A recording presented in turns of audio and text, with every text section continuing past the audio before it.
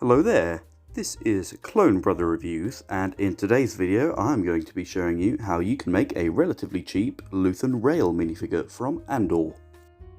He will be getting an official minifigure this summer, but given that the price of it is quite large, I decided I would rather just make my own.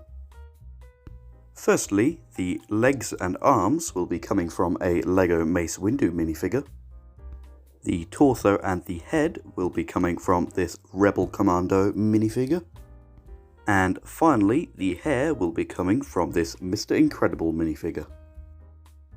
If you've done it correctly, your minifigure should look something like this. Feel free to pause now if you need a reference photo when creating your minifigure. Overall, I think my Luthen Rael minifigure definitely turned out okay. However, once again, I don't know what he's going to be like in the show, so the face might not be as fitting because he might be a baddie for all I know. Regardless, thank you for watching through today's video. If you have any more minifigure requests which you would like to see, feel free to leave a comment down below and I'll eventually get around to that.